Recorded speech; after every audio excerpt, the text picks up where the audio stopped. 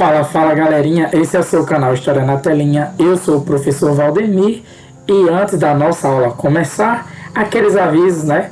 Se ainda não se inscreveu no canal, se inscreva para não perder nenhuma novidade, clica no sininho para ativar essas notificações, curta esse vídeo, comente-o, né? Tire dúvidas, enfim, fique à vontade e compartilhe o conhecimento, pois é muito importante. Vamos para a nossa aula de hoje. Hoje nós vamos ver Estados Unidos e a América Latina no século XIX. Então, na aula de hoje, vamos falar como foi que os Estados Unidos se formaram, como eles se industrializaram e enriqueceram em tão pouco tempo, tá certo? E se tornaram a potência que são, como a gente conhece.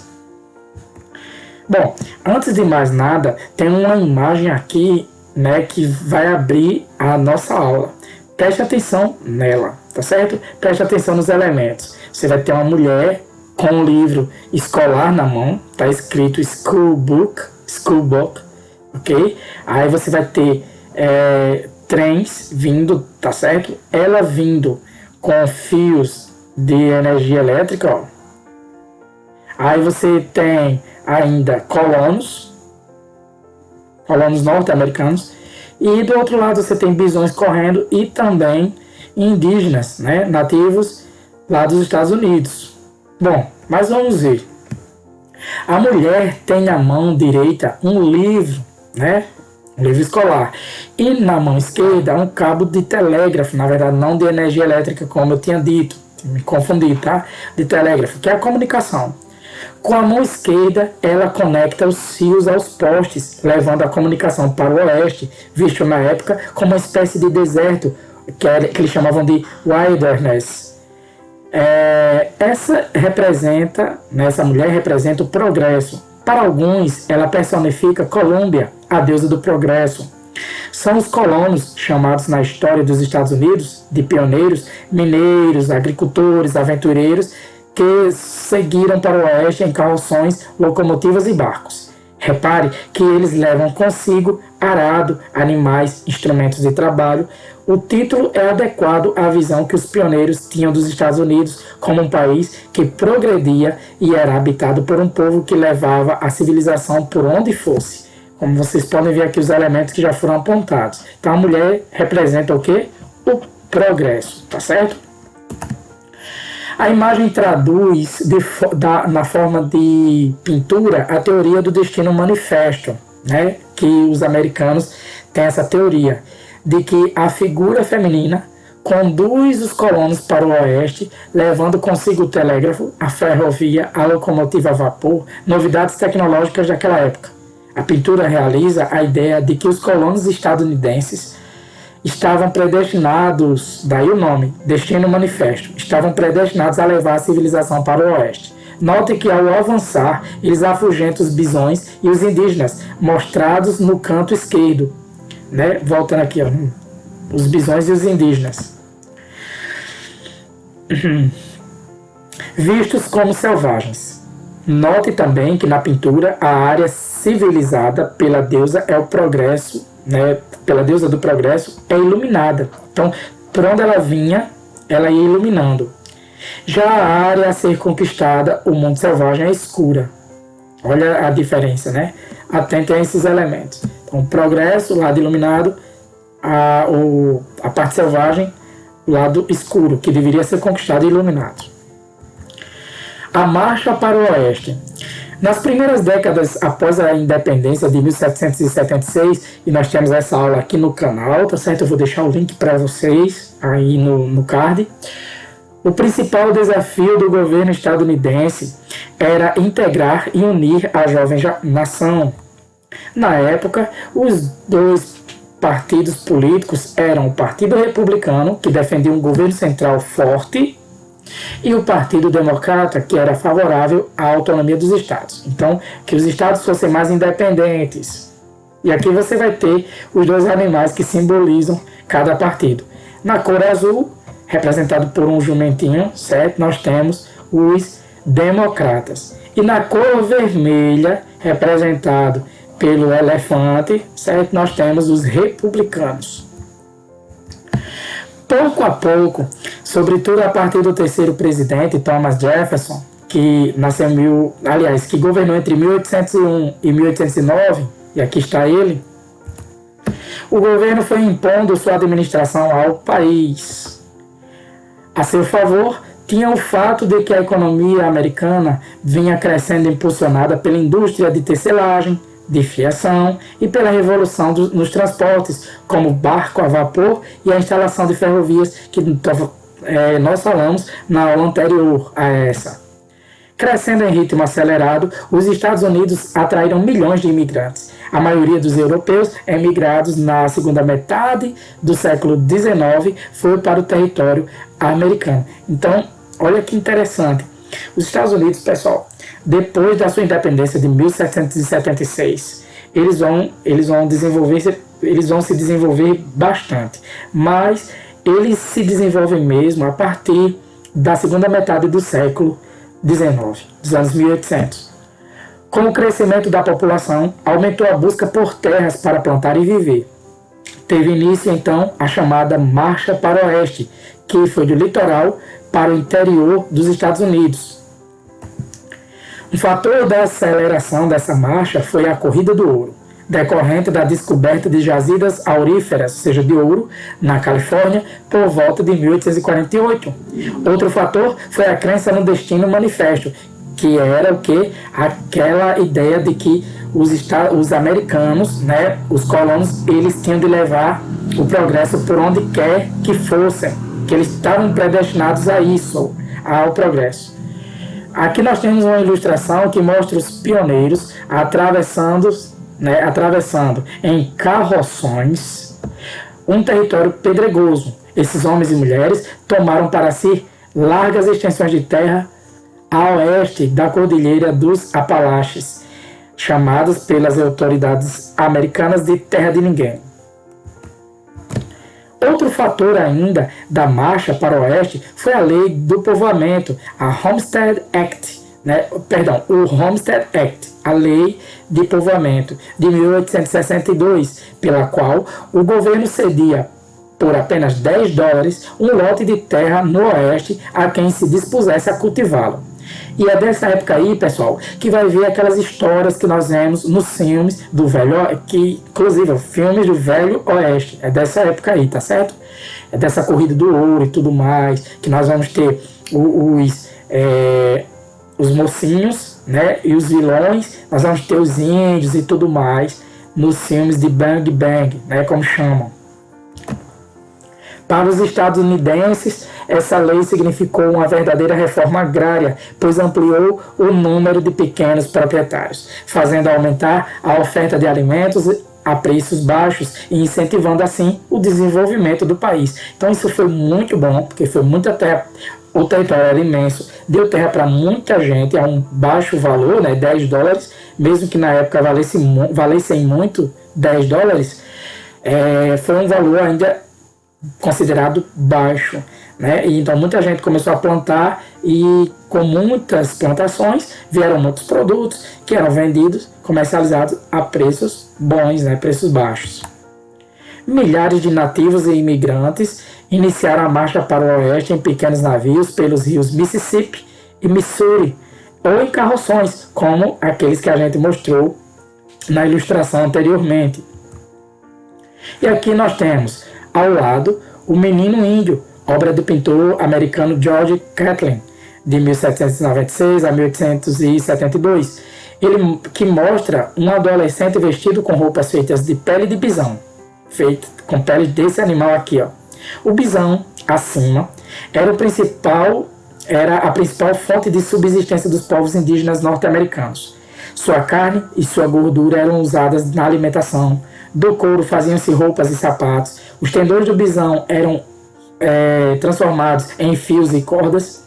Hoje, algumas populações de bisões vivem em parques florestais dos Estados Unidos, como o Yellowstone, né, sob a proteção de leis ambientais, pois se tornaram animais, né, raros, porque foram muito caçados. Acordos, guerra e ouro. Além das terras tomadas dos indígenas, a expansão territorial estadunidense se fez também por meio da compra de terras, por meio de acordos diplomáticos e também por meio de guerra. Os Estados Unidos obtiveram a Louisiana por 5 milhões de dólares em 1803. Obtiveram a Flórida por 15 milhões de dólares em 1819 e o Alasca dos russos, né? O Alasca, além como o Havaí, não fica lá na terra dos Estados Unidos, não, fica fora, fica conectado ao Canadá.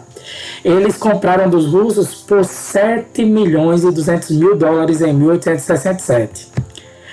Por acordo diplomático, conseguiram o Oregon, na costa do Pacífico. Usando a guerra como arma, tomaram metade do antigo território do México em 1848. Os Estados Unidos ganharam, então, o acesso ao Pacífico. E aqui você vai ter a formação territorial dos Estados Unidos durante o século XIX. Nós temos as 13 colônias iniciais, a primeira fase, certo? Aí nós tivemos, cedido pela Grã-Bretanha, essa parte aqui em amarelo. Nós vamos ter comprados da França, ok? Comprados da França. Comprados da Espanha, a Flórida sobretudo. Incorporados, né? Incorporados. Cadê? Aqui, incorporados. Na terceira fase, anexados do México por meio de guerra, o Texas. Fizeram guerra e conquistaram, né? Acordo com a Grã-Bretanha, o Oregon, anexado do México, de novo o Arizona, comprado do México, parte dele, e na quarta fase comprado da Rússia, né, que é o Alasca. Ele fica aqui mais acima, ó, à esquerda, tá certo? E fronteiras, reservas indígenas. Então os índios também tiveram direito a reservas a partir de 1875, ó, que ninguém poderia se apossar dessas terras, mas pertencem aos Estados Unidos. Bom, falando dos índios, né, nós vamos ver que para o governo eles não eram cidadãos. Nos Estados Unidos do século XIX, um imigrante europeu naturalizado era, por ser branco, considerado cidadão estadunidense. Já um Cheyenne ou um Sioux, cujos ancestrais viveram naquelas terras por séculos, era visto como um estorvo, ou seja, como algo que só provocava problema. Os soldados do exército americano promoviam verdadeiros massacres de indígenas. As empresas de construção de estradas de ferro pagavam atiradores para matarem bisões, alegando que atrapalhavam o caminho. A matança de bisões, principal fonte de subsistência de vários povos indígenas, espalhava fome entre eles. O governo dos Estados Unidos desrespeitava os tratados de paz que ele próprio celebrava com os índios. Os povos indígenas, por sua vez, resistiram à invasão de suas terras das mais variadas formas e só foram vencidos depois de décadas de lutas. Com a conquista do Oeste, muitos povos indígenas simplesmente desapareceram. Outros foram expulsos de suas terras e obrigados a viver em reservas de solo pobre e clima gelado. Hoje, a comunidade indígena é uma pequena minoria nos Estados Unidos, vivendo em reservas ou nas cidades, onde muitas vezes é marginalizada. E aqui você tem umas fotos, né? À esquerda vemos Touro Sentado, chefe Sioux, um dos maiores líderes da resistência indígena, né, à conquista do Oeste, numa foto de 1885. E à direita nós temos o chefe Cheyenne com sua filha, né, de foto de 1880. Triste esse capítulo na história americana. A Guerra Civil Norte-Americana. Na década de 1850, enquanto a marcha para o oeste seguia seu curso, as diferenças entre o centro e o sul tornavam-se mais visíveis. É que no centro predominava o trabalho livre e a pequena propriedade. Centro-norte. As indústrias prosperavam e vendiam boa parte da sua produção para o mercado interno. Já no sul, predominava o trabalho escravo e a grande propriedade escravista, chamada de plantation, né? Então era uma grande fazenda que plantava, vamos supor, plantava milho, ou plantava só algodão, ou plantava cana-de-açúcar, mas lá não tinha a produção de cana-de-açúcar não, tinha mais algodão, né? As fazendas de anil, fumo e algodão. Anil é uma flor azulada, ok? Que servia para tingir. vendiam seus produtos para o mercado externo, ou seja, para exportação. Aí você vai ter essas duas imagens que vão comparar um centro-norte com o sul. Colheita de algodão na fazenda do sul dos Estados Unidos, em um cartão postal de cerca de 1900. E nós temos aqui embaixo a fábrica de elevadores Otis, nas margens do rio Hudson, em Nova York. Então, você vai ter aqui, esse é um exemplo de fábrica do Centro-Norte. E esse é um exemplo de fazenda, né, de uma plantation lá do Sul. Essas diferenças colaboravam para que os fazendeiros do Sul e os empresários do Centro-Norte tivessem interesses conflitantes, ou seja, eles não se batiam por conta que enquanto uns não trabalhavam não tinham trabalhadores escravos e defendiam o fim da escravidão, os outros trabalhavam com escravos e queriam que ela fosse mantida.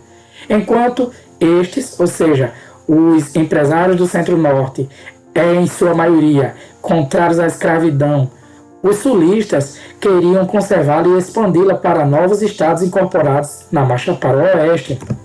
Por isso, um debate violento a respeito da escravidão tomou conta do parlamento estadunidense em meados do século XIX. Na política, os sulistas e seus representantes controlavam o governo dos Estados Unidos havia décadas. Em 1860, a situação se inverteu. O nortista Abraham Lincoln, que viveu entre 1809 a 1865, líder do Partido Republicano, foi eleito presidente dos Estados Unidos. Sua principal bandeira era a união do país a qualquer preço. E aqui tem Abraham Lincoln. Insatisfeitos com o resultado das eleições, 7 estados do Sul separaram-se da União e formaram um país à parte. Eles chamavam de Estados Confederados da América. Veja esse mapa.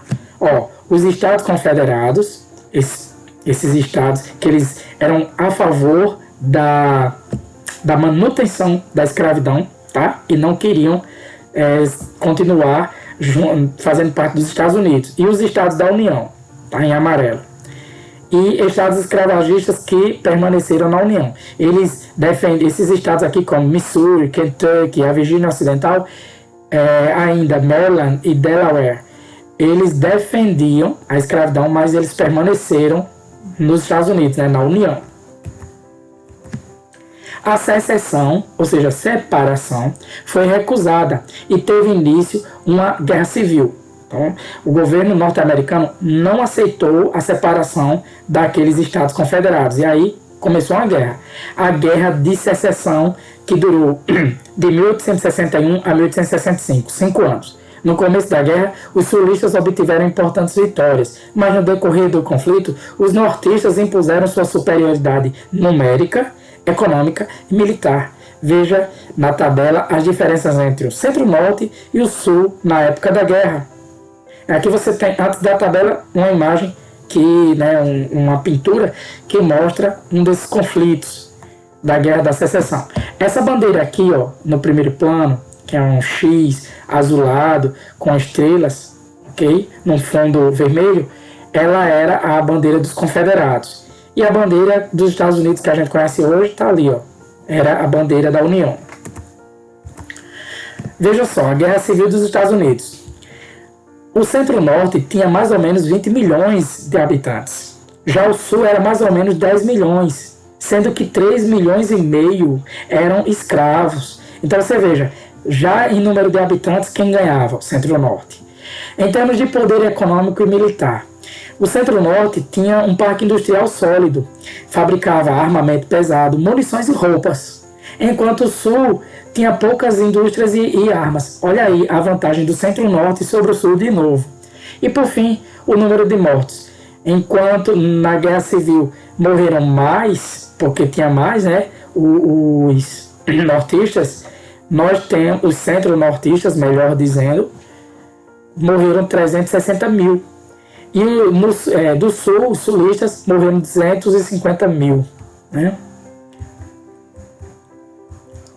Com a guerra, muitos escravos sulistas fugiram para o norte, o que deu novo impulso à campanha abolicionista. Inclusive, gente, sobre esse assunto, vocês podem assistir a um filme que se você tiver acesso a Netflix, você pode assistir o filme Harriet, Harriet, Harriet, que conta a história de uma escrava, certo? Que ela fugiu, e quando ela fugiu, ela continuou lutando, inclusive, na Guerra Civil, para libertar os escravos, ajudava os escravos a fugir. É muito interessante. E ela foge, mostra justamente isso. Ela foge de uma fazenda sulista para o norte, que era abolicionista. É muito interessante o filme, vale a pena. Diante da pressão abolicionista e da necessidade de soldados para as frentes de batalha, em 1º de janeiro de 1863, o governo de Abraham Lincoln promulgou a Lei de Emancipação dos Escravos, tipo a Lei Áurea do Brasil aqui, o que libertou os escravos dos Estados Confederados. E aqui você tem a assinatura, né, da Lei de Emancipação dos Escravos, Abraham Lincoln e os demais parlamentares. De posse da liberdade, milhares de afro-americanos engajaram-se, ou seja, se juntaram ao exército do norte para lutar pela União. A convicção de que lutavam por uma América livre e unida e a força dos soldados afro-americanos ajudaram os nortistas a vencerem a guerra. Além de ter maior quantidade, ainda tinha mais esse elemento a mais, né, que dizia para eles que eles estavam lutando por uma América livre e unida, e também eles contaram com a ajuda dos soldados antes escravos e agora libertos. Em meados de 1865, o Sul reconhecia oficialmente a sua derrota. E aqui você tem, olhe sobre fotografia de estúdio do sargento J. L.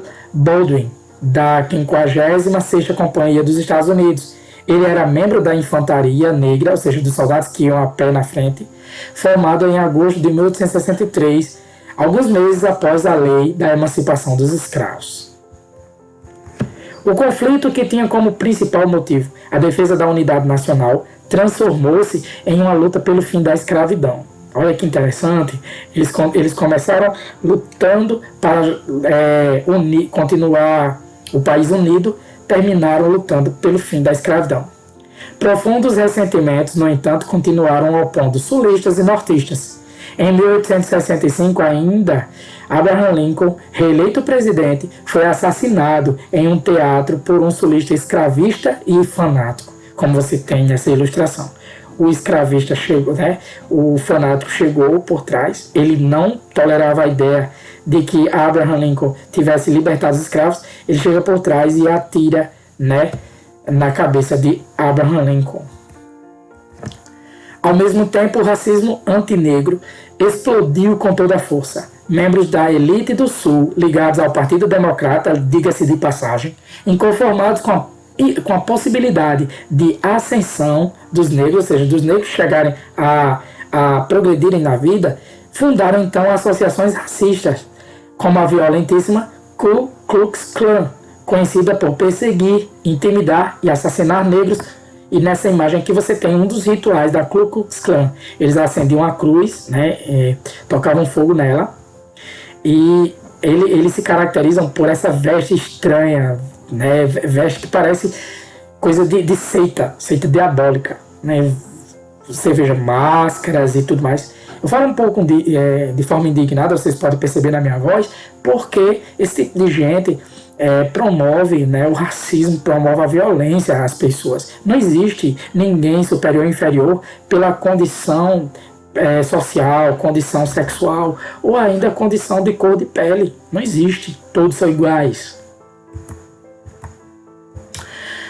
Bom, vamos falar da cidadania e do racismo, né, um versus o outro lá nos Estados Unidos. Logo após o fim da Guerra Civil estadunidense, a campanha abolicionista se intensificou e em 6 de dezembro de 1865, a Constituição recebeu sua 13ª emenda. Que interessante, né? 13ª emenda na Constituição americana, e 13 de maio, né, a data da lei que emancipou os escravos aqui no Brasil em 1888. Uma coincidência de números. Uma lei federal que abolia a escravidão em todo o território dos Estados Unidos. 3 anos depois, em 1868, recebeu a 14ª emenda, que declarava cidadãos estadunidenses todas as pessoas nascidas nos Estados Unidos ou naturalizadas. Portanto, constitucionalmente, os afro-americanos passaram a ser considerados cidadãos. No entanto, as leis se mostraram insuficientes para transformar homens livres em cidadãos. A elite branca, sobretudo a do Sul, procurava impedir o direito do negro à cidadania. Assim, após a abolição, o racismo antinegro continuou intenso nos Estados Unidos. Por que o autor ele chama de racismo antinegro, gente? Porque tem um racismo antibranco. E lá nos Estados Unidos tem muito negro que odeia branco. Certo? Não se engane, não. O movimento Black Lives Matter, né, Vidas Negras Importam, é um exemplo disso. É um movimento que que tem práticas racistas, e eles dizem combater o racismo, mas eles não combatem o racismo, eles são racistas, tanto quanto os brancos racistas. Então, esse racismo continuou intenso nos Estados Unidos. Negros e brancos não podiam estudar na mesma escola, nem usar os mesmos banheiros públicos ou ser atendidos nos mesmos hospitais. Gente, chegou uma época nos Estados Unidos que havia bebedouro para branco, bebedouros para pessoas de cor, que eles colocavam color, né? Pessoa de cor, os negros, ou que não fosse branco. Também banheiros para brancos, banheiros para negros. Inclusive no filme Estrelas Além do Tempo, tá? Estrelas Além do Tempo, que conta a história de 3 negras americanas que se destacaram na NASA, né? Inclusive num dos lançamentos da série de missões chamada Apollo, né? Da NASA, da Agência Espacial Norte-Americana. Conta essa história, é bem interessante, e o filme mostra muito essa questão da separação entre brancos e negros. Assistam, vale a pena. Estrelas Além do Tempo. Em 1954, o Supremo Tribunal dos Estados Unidos proibiu a segregação racial nas escolas americanas. Mas no sul do país a decisão foi ignorada. Na cidade de Nova Orleans, em Louisiana, Ruby Bridges, uma menina de 6 anos, foi uma das únicas 5 crianças aprovadas na seleção feita para saber quais tinham condições de estudar em uma escola frequentada só por brancos. Sua mãe decidiu matriculá-la e a comunidade branca local reagiu furiosamente. A maioria das mães, tirou seus filhos da escola e a polícia da cidade negou proteção à menina. Ela, então, foi escoltada por agentes federais todos os dias do ano para poder assistir às aulas. Observa a fotografia. Olha aí, outra página triste na história norte-americana. Ruby Bridges, essa menina aqui, essa garotinha, sendo escoltada por um agente federal até sua escola em Nova Orleans, Louisiana, em 1960. Hoje, ela é presidente da Fundação Ruby Bridges, que promove a tolerância e o respeito às diferenças. Valeu a pena prosseguir, né? Valeu a pena persistir. Prosperidade e intervencionismo.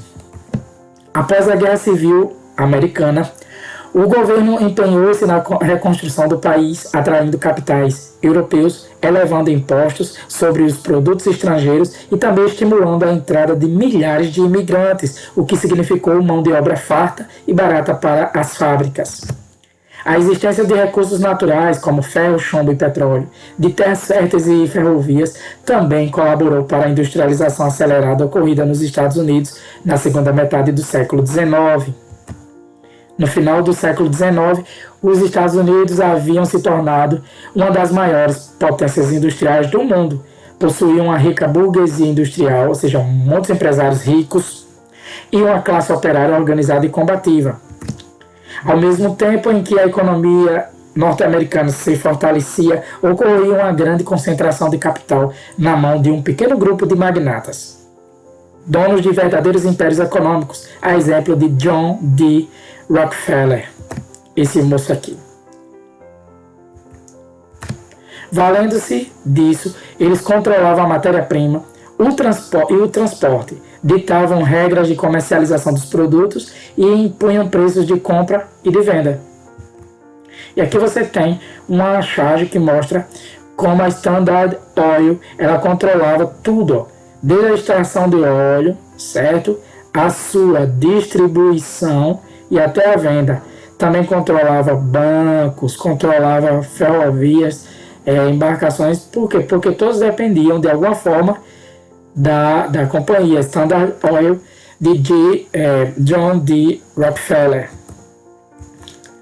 Imperialismo estadunidense. Enriquecidos, os Estados Unidos passaram a praticar o imperialismo na América Latina e nas Filipinas, intervindo nessas áreas a fim de obter lucros e vantagens.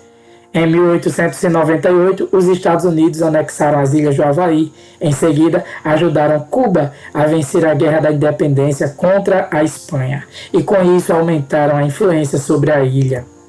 E aqui você tem um mapa que vai mostrar onde fica o Havaí. Fica mais à esquerda, né, mais ao oeste dos Estados Unidos. Entre os Estados Unidos e o Japão, as ilhas do Havaí. O Alasca também é outro território que não fica ligado aos Estados Unidos em si, né, diretamente. E aqui fica a ilha de Cuba, que os americanos lutaram, financiaram a luta dos cubanos contra a coroa espanhola para eles ficarem independentes, se tornarem independentes.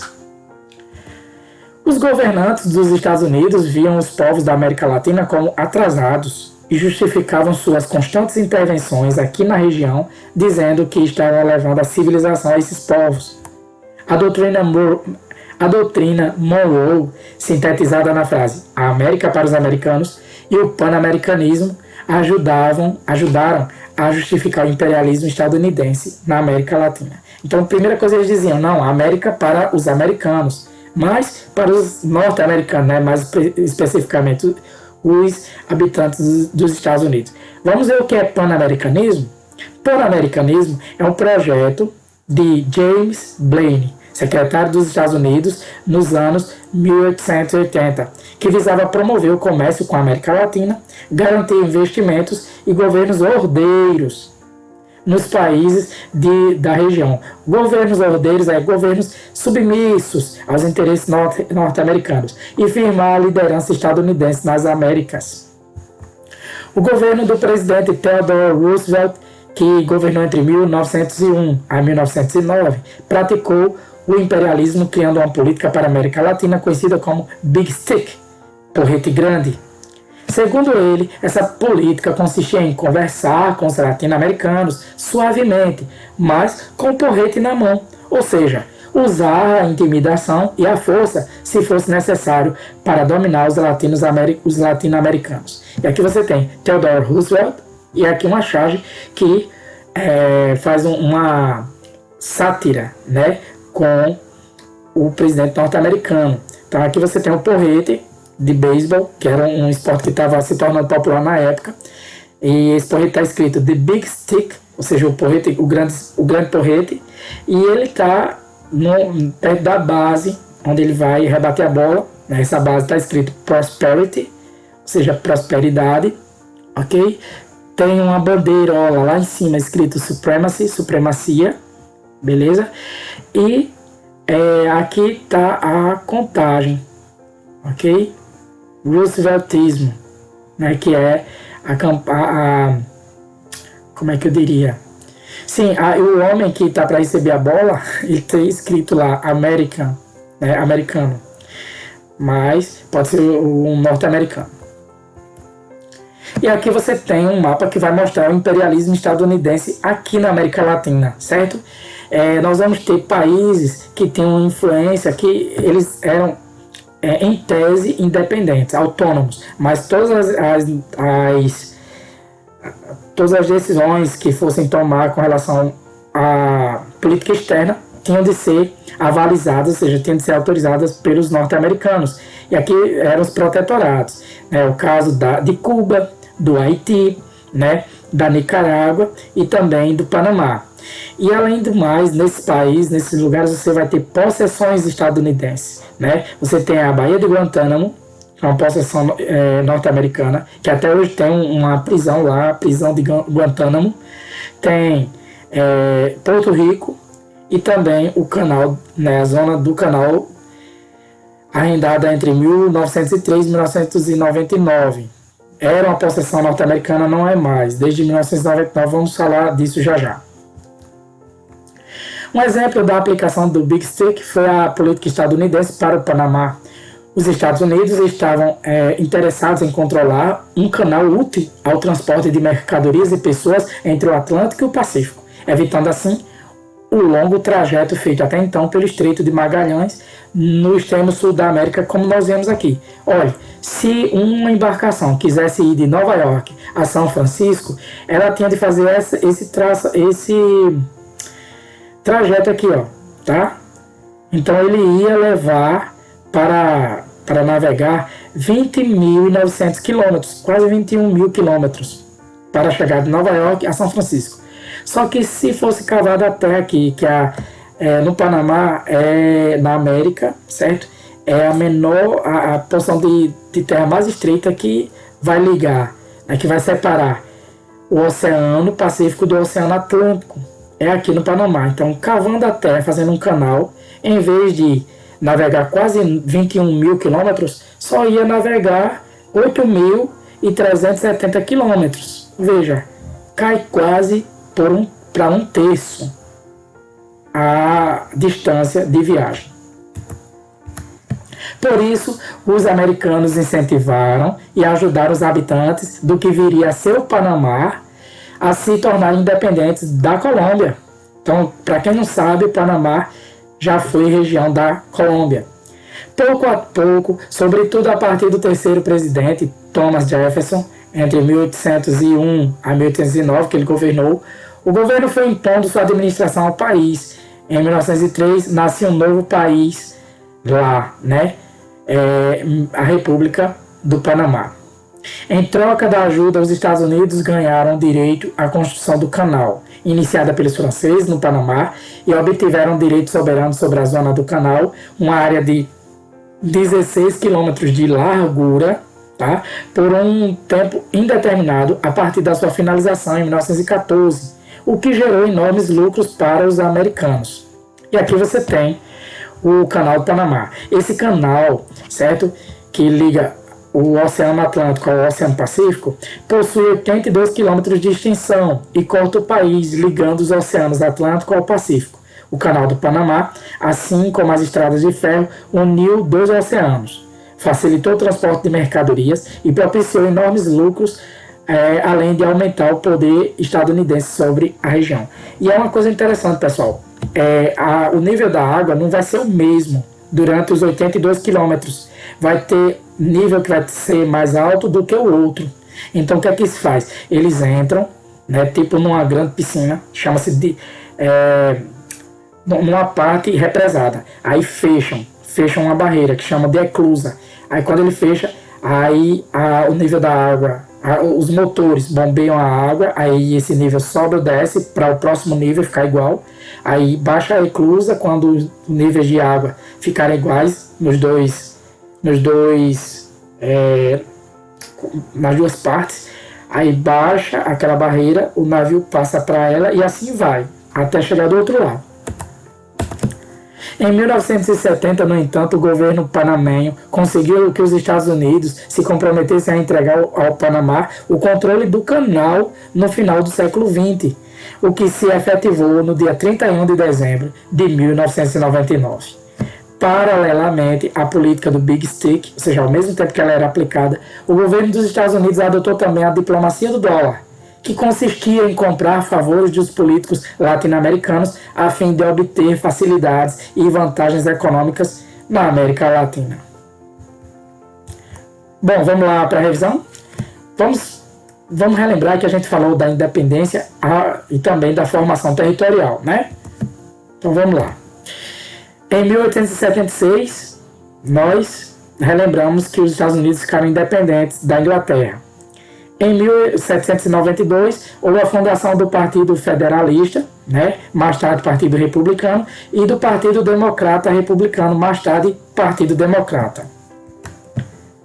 Tivemos em 1850 a imigração europeia e o início da marcha para o oeste. E entre 1861 e 1865, a Guerra da Secessão, ou seja, a separação dos Estados Confederados, que eram escravagistas, da União, que era abolicionista. Nós tivemos a abolição da escravidão em 1863 e também o assassinato de Lincoln em 1865. Em 1870, falamos, né, sobre a conclusão do processo de formação territorial dos Estados Unidos. Saíram das 13 colônias e completaram o território que nós conhecemos hoje. Prosperidade e imperialismo, que foram os últimos tópicos. Os motivos para a industrialização rápida dos Estados Unidos foram a entrada de muitos imigrantes europeus no país, vários recursos naturais, a terra era boa, então tinha muitos recursos naturais, terras férteis e também muitas ferrovias. E isso levou à formação de impérios econômicos, que controlavam matéria-prima e transporte, ditavam regras de comercialização e impunham preços de compra e venda. Também falamos do imperialismo e das intervenções dos Estados Unidos na América Latina e Filipinas. Os Estados Unidos anexaram o Havaí em 1898, ajudaram Cuba a ficar independente da Espanha em 1898 também, e praticaram o pan-americanismo, né, que é justamente impor seus interesses sobre os países latino-americanos, os interesses, no caso, dos Estados Unidos. Também falamos da prática da política do Big Stick, que é o uso da intimidação e força no domínio latino-americano se fosse necessário. Também vimos que isso se dava por meio da ajuda na independência do Panamá em 1903 e da retribuição que eles tiveram lá, controlando o canal do Panamá até 1999. E também ainda falamos da diplomacia do dólar, que consistia em comprar favores políticos né, dos políticos latino-americanos e obter facilidades e vantagens aqui na América Latina. Bem, galera, essa foi nossa aula. Eu espero que vocês tenham gostado. Se curtiram, dê aquele joinha no vídeo, tá certo? Isso ajuda demais o canal. Comentem, compartilhem o conhecimento, pois é muito importante. Se ainda não se inscreveu, se inscreva. Não custa nada no canal, dá aquela força. Clica no sininho para ativar as notificações. Estudar é preciso. Fiquem com Deus, um forte abraço e tchau, tchau.